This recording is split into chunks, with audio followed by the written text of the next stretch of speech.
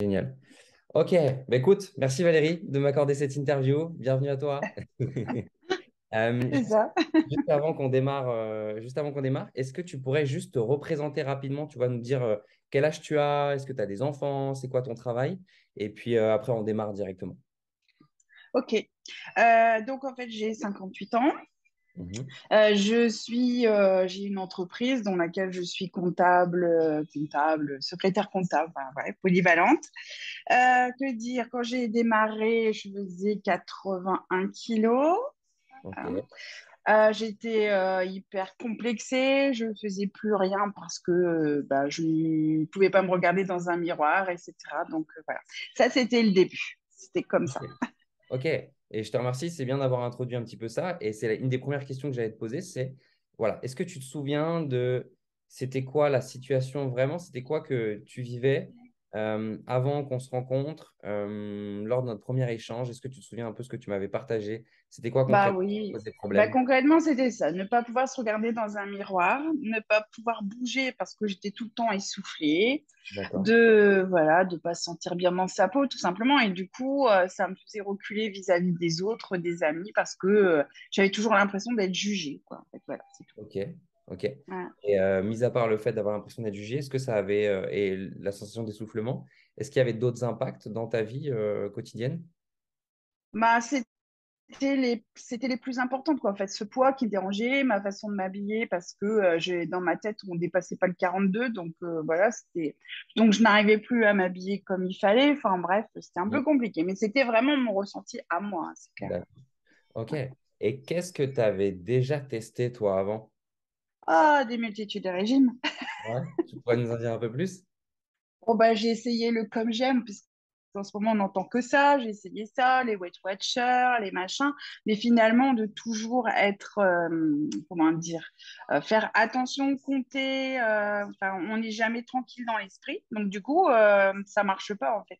D'accord. Et je me suis bien rendu compte que le fait de ne pas manger, certes, c'était bien, mais si tu n'accompagnes pas de choses à côté, bah, c'est comme si tu faisais rien, quoi. D'accord. Ok. Donc tu avais déjà essayé pas mal de régimes, pas mal de Mm, méthodes. Est-ce mm. que sur le côté un petit peu émotionnel, le côté un peu psy, est-ce que tu avais déjà fait des choses? Ouais, j'ai eu parce que j'ai eu d'énormes problèmes de santé, comme je l'avais dit, hein, j'ai eu de cancer, etc. Donc oui, psychologiquement, j'ai été pas mal aidée Mhm. parce que ça, c'est aussi compliqué à vivre. Le premier, c'est une chose, le deuxième, ça a été très compliqué. Donc oui, j'ai vu une psy pendant un certain temps, etc. Mais bon, ça m'a bien débloqué quand même. Ça m'a aidé à faire comme mettre en place du yoga, faire des choses de cohérence cardiaque. Enfin bref, j'avais mis les choses en place. Maintenant, le plus dur était toujours de m'y tenir. Mhm. Ça, c'est toujours, je pense que c'est le problème, la problématique de tout le monde, c'est de se tenir à quelque chose tout le temps, quoi. On Mhm. fait ça, c'est bien. Puis une fois qu'on commence à atteindre, ou on atteint l'objectif, ou on a du mal à l'atteindre, ben on laisse tomber, quoi, en fait. Et Mhm. c'est surtout pas ce qu'il faut faire, j'ai bien compris. Ouais. Ouais. Ok, intéressant. Donc la difficulté numéro un, c'était s'y tenir. Le tenir sur le long terme, le côté un peu frustrant avec l'alimentation, le côté un peu dépendant des méthodes que tu avais utilisées précédemment, c'est ça? Ouais, c'est ça. Ok, génial. Et alors, ça a été quoi le truc? C'est quoi la prise de conscience qui t'a fait dire, ok, il y a peut-être autre chose en fait? Ben, en fait, c'est grâce à toi. Le on va dire, contact qu'on a eu ensemble, où ça m'a fait prendre conscience qu'en fait, bah oui, fallait faire quelque chose de duré. Tu m'as dit longtemps que voilà, c'était pas un sprint, mais un marathon. Et j'ai aussi eu des moments, même dans les coachings, où j'avais une baisse de forme en me disant ben, ça va pas assez vite, etc.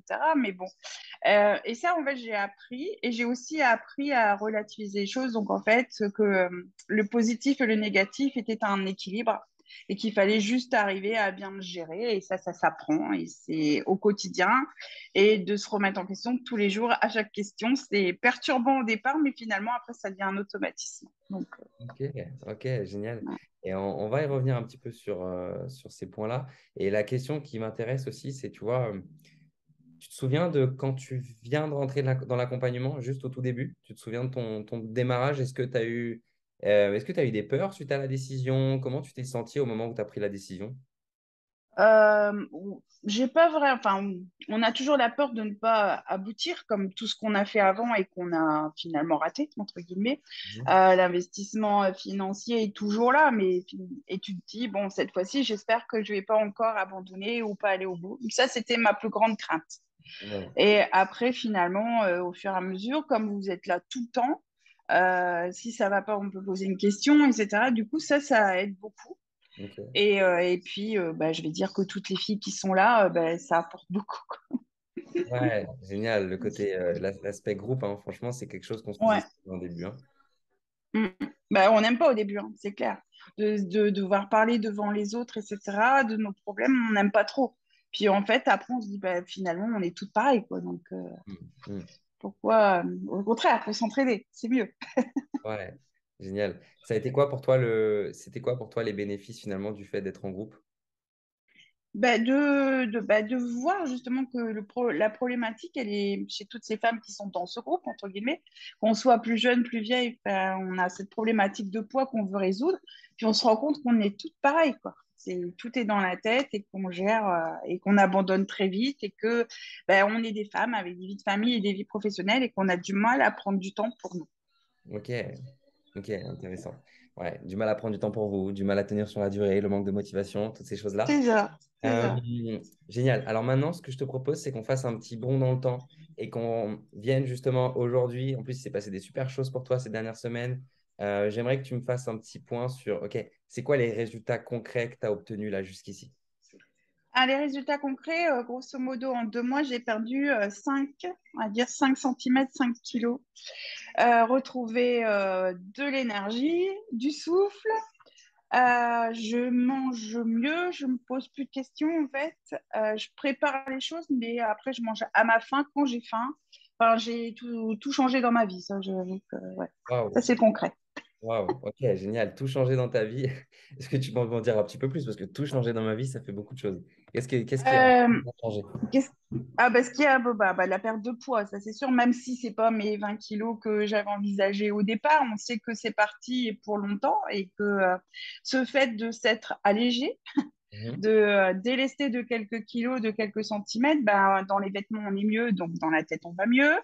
Au niveau alimentation, bah, j'ai bien suggéré plus de légumes, enfin, équilibrer les protéines. J'ai supprimé. Il y a plein de choses que je prends plus, comme le fromage, etc., parce que j'en ai pas l'intérêt. Voilà, et je sais maintenant gérer aussi quand je suis à satiété. Donc, ça, c'est top, quoi. Voilà, ça, j'y suis arrivée. Maintenant, c'est impeccable. Ok. Et de m'obliger, alors ce qui a changé ça aussi, c'est de m'obliger à bouger tout le temps. C'est-à-dire que j'aimais bien mon canapé, je l'avoue, j'aimais bien la télé. Et bon, là, en plus, il fait beau, c'est l'été, c'est facile. Mais du coup, dès le matin, je bouge, quoi. Je vais promener mon chien. Après, je fais du ménage ou des activités. J'arrive à placer quelques séances de yoga. Enfin, bref. Mhm. Et cette énergie, franchement, avant de commencer, je l'avais pas, hein. Ça, Ok. c'est clair. Ok. Et là, je te remercie pour ce partage. Et là, je pense que s'il y a peut-être des femmes qui regardent cette interview, elles vont se dire, mais attends, c'est bizarre. C'est quoi elle la sort d'où la motivation du coup? Parce que elle mange elle mange plus de légumes, elle mange moins de fromage, elle bouge plus. C'est quoi le truc? Elle prend quoi comme drogue? Ok, Non, bah, la drogue, c'est au bain. non, non, non. La question, c'est comment, justement, tu vois, tu me parlais tout à l'heure de tenir sur la durée et de motivation. C'est quoi aujourd'hui, et c'est un des objectifs, en tout cas, ce qu'on a envie de vous amener dans cet accompagnement, c'est que ce soit fluide, qu'il n'y ait pas de frustration. Et aujourd'hui, comment est ton rapport à l'alimentation? Déjà, d'un point de vue alimentation, d'un point de vue alimentaire, comment tu te sens par rapport à l'alimentation? Est-ce que c'est toujours une source de stress, une source de frustration? Non. Je mange, c'est ce que je disais, je mange déjà quand j'ai faim, en gros. Ouais. Il y a des moments où bah, le midi, c'est vrai que enfin, je l'avais dit, je mangeais parce que j'accompagnais mon époux, etc. et que je m'obligeais à manger, même si j'avais pas faim, en fait. Donc maintenant, ça, je sais faire. C'est-à-dire que je vais peut-être l'accompagner avec une tomate, enfin voilà, un truc léger. Mais je vais vraiment manger quand j'aurai vraiment cette sensation importante de faim. Donc du coup, ça m'a aidé à déclencher cette perte de gras, en fait, surtout, quoi. D'accord, ok, génial. Et d'un point de vue mouvement, tu vois, est-ce que c'est fluide pour toi le fait de bouger plus? Oui, Et c'est complètement fluide parce que en fait, bah, je me suis rendu compte et assez vite malgré tout que bah, j'avais retrouvé du souffle, que je vais retrouver bah, une envie de vivre tout simplement. J'étais plus gaie. Ouais, Et du coup, bah, ouais, ça se fait naturellement après. En fait. J'ai retrouvé ma joie de vivre. En fait, c'est assez bizarre, mais je danse, je chante, voilà. Je- génial. Et alors, dans ton entourage, est-ce qu'il y a eu ça a été quoi les impacts positifs? Est-ce que tu as eu des retours? Ah oui, oui, mon mari me dit que je suis nettement plus dynamique, enfin, celle que j'étais avant, en fait. Hein. En gros, bah, je bouge tout le temps et je suis, ben, oui, gaie, voilà. Je me lève le matin, j'ai le sourire, je me couche le soir, j'ai le sourire, quoi. En fait, c'est un peu bête, mais Wow, c'est génial. voilà. C'est génial. Et du coup, je t'avais posé la question tout à l'heure en off avant qu'on démarre, et je me souviens qu'il y a 3 mois, quand on a eu la première discussion ensemble, c'était aussi un peu un de tes objectifs je t'avais fait un peu de projeter dans l'avenir, et tu m'avais parlé du fait de pouvoir bouger plus avec tes amis, de faire plus de sport, de faire plus d'activités, de faire du vélo. Et là, tu viens de sortir d'une super aventure. Est-ce que Hmm. tu pourrais m'en dire un peu plus? C'était quoi l'aventure là que tu as faite? Ah ben, l'aventure, nous sommes partis. Alors moi, j'habite les Hauts-de-France. Hein. On est parti de chez nous via. Il y a des pistes cyclables qui font. Enfin, on est sur la voie verte qui fait Mhm. Angleterre-Paris. Ok. Donc, nous avons pris ça en faisant les boucles de la Seine, etc. Et on s'était mis un objectif de faire à peu près 100 km jour. Et nous sommes donc arrêtés ou dans des chambres d'hôtes ou dans des campings. Et ben, on a renoué avec des gens, on a discuté en fait. Et finalement, c'était un truc que je ne faisais plus du tout. Ok. Et ça, c'était super positif à tout niveau, quoi. Voilà. Ok, quand tu dis à tout niveau, Euh, c'est que ce soit au niveau social au niveau santé. Physique, tout, ouais, voilà, c'est ça. C'était Ok, vraiment bien. génial, Voilà. Et j'ai entraîné mon mari dans l'affaire et du coup, c'était cool, quoi. super. Et du coup, est-ce que tu aurais pu envisager ça il y a quelques mois? Ah, pas du tout. Je ne faisais, je te dis, que du canapé. Je me contentais, voilà, le ménage, le canapé, c'était vraiment le truc qui m'allait bien. Et le boulot. Ok, Je ok. faisais rien d'autre. Wow, super. Génial. Et comment tu te sens par rapport à tout ça? Ben, moi, je suis bien, quoi. Maintenant, tout est fluide, tout se fait naturellement. En fait, voilà, de me lever, de bouger directement, de pas m'asseoir dans le canapé pour regarder je ne sais quelle émission à la con du matin, enfin tout ça. Non, non, tout ça s'est passé. J'ai d'autres. Ouais, je bouge. D'ailleurs, je suis à peu près entre 10 et 15 000 pas jour. Pour dire, Waouh. avant, j'en faisais 2000, quoi. Ok, entre 10 et 15 000 par jour, c'est quoi tes astuces, toi? Bah moi, en fait, j'ai une montre qui ne comptait pas. Donc, c'est vraiment la première chose à laquelle je mets le matin parce que c'est elle qui me guide, en fait. Et les astuces, ben, c'est de ne pas rechigner. Je ne vais pas dire que je mets une assiette à la fois, un verre à la fois, mais c'est ça. Faire le tour du jardin et voir comment ça pousse les jardins. Arroser. Bon, là, en plus, on avait besoin d'arroser. Donc, ça fait que les pas, on en a fait. Tout, quoi, en fait. Voilà, d'être plus debout tout le temps. Donc, Ok, ça ok. joue. Mm. Est-ce que tu sens que ça a eu un impact sur ta perte de graisse? Ah, c'est clair. C'est clair. Ok. Voilà. Ok. Bon, je veux dire Et- que le vélo aussi, mais la marche beaucoup. Je me ok. rends compte que quand même beaucoup. Ouais, génial.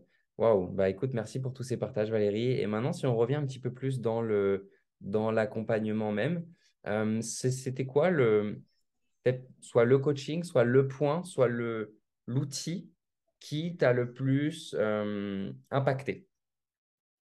Alors, je vais dire, c'est le coaching et surtout tout au début, quand on doit écrire tout ce qui est important pour nous, ce qu'on voudrait changer en fait. Mhm. Enfin, ce qui est important pour nous. Puis après, en même temps, de voir bah, ce qu'on appelle les valeurs basses maintenant et de dire bah, pourquoi. Et c'est ça, en fait, c'est d'apprendre à se poser les bonnes questions au bon moment. Mhm. Et ça, je pense que c'est la plus belle chose que j'ai pu apprendre et que je sais mettre en pratique tout le temps. D'accord. Mm. Ok. Voilà. Et à quoi ça te sert du coup de le mettre en pratique ça dans ton quotidien? C'est quoi les bénéfices de ça?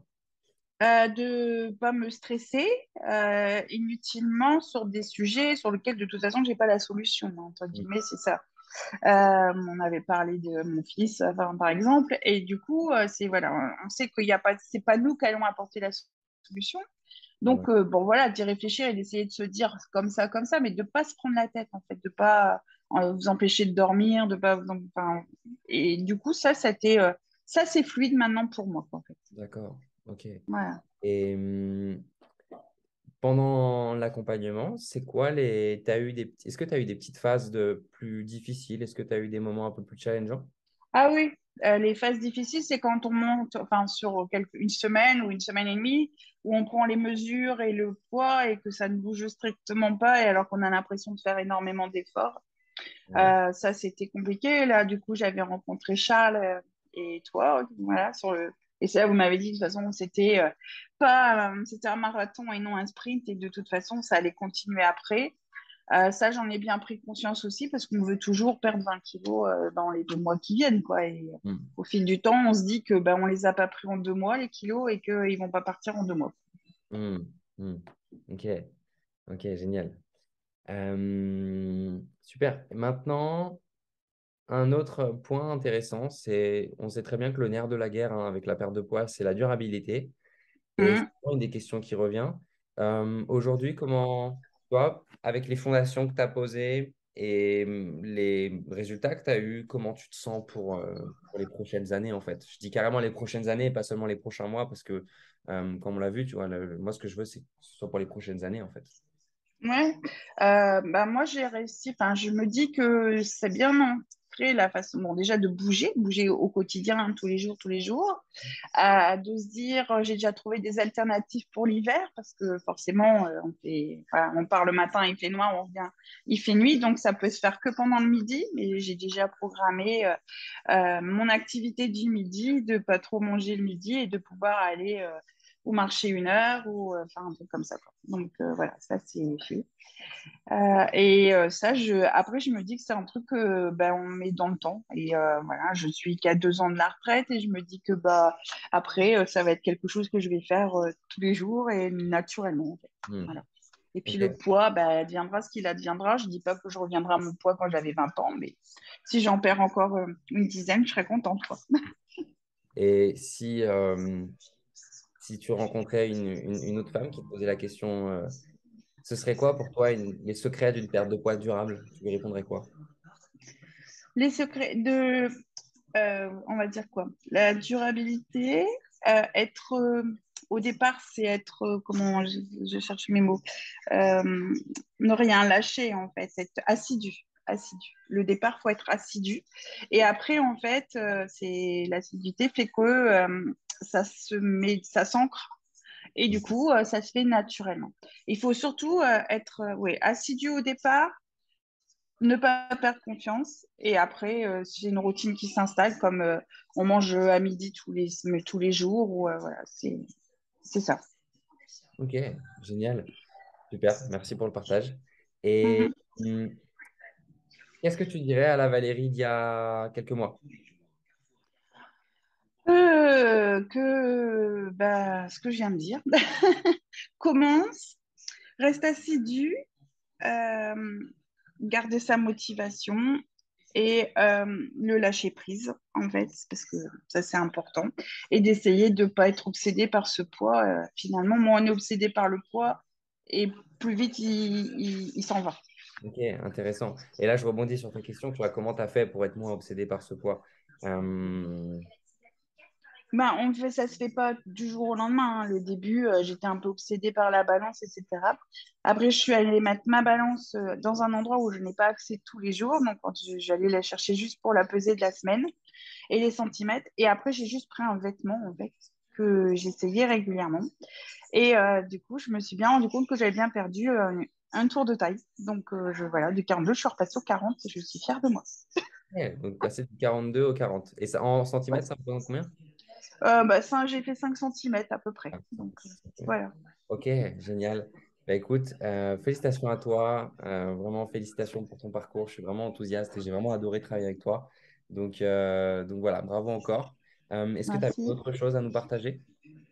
Bah non, écoute, je pense que là, moi, j'ai fait le tour. Enfin, c'est mon ressenti à moi, hein. Je pense qu'il y a d'autres femmes qui font ça les choses différemment, mais oui, de pas culpabiliser le jour où on a envie de manger un croissant. À partir du moment où on ne mange pas tous les jours, Hmm. voilà, ça reste fluide, quoi. Il faut pas se priver tout le temps, mais voilà, faut faire un équilibre de temps en temps, puis faire la fête de temps en temps. Et voilà, c'est important. Et qu'est-ce que tu dirais à une femme peut-être qui regarde cette interview ou qui nous connaît, mais qui peut-être hésite finalement à faire le pas? Qu'est-ce que tu ouais, que ça serait quoi Ah, le... que, alors, vous êtes de très bons coachs, vous prenez le temps et vous êtes, comment vous dire, très assidus à notre bien-être, en fait. Et les conseils sont là, on lâche rien, on est toujours stimulé, puisque tous les dimanches, on a un mail en disant que voilà, il fallait rentrer ses données, etc. Et bon, au début, c'est un peu chiant. Et puis après, on se dit, mais ça apporte beaucoup, quoi, en fait. Et on sait que derrière, il n'y a pas de jugement, ça aussi. Il n'y a que gratitude. Et voilà, voilà, je suis très contente, moi, de vous avoir rencontré. Je ne sais plus par quel biais, mais franchement, très belle rencontre. Et franchement, ça m'a énormément, énormément aidé. D'ailleurs, j'en parle autour de moi régulièrement. Ok, génial. Bah, écoute, ça, c'est un des plus précieux partages que tu peux faire. Donc, je te remercie. Écoute, félicitations encore et merci à toi. Eh ben, merci à vous, à toi et Charles aussi, parce que il a aussi fait son boulot très bien au niveau nutritionnel et ça, c'est bien. Génial. Je lui passerai le mot. Hop.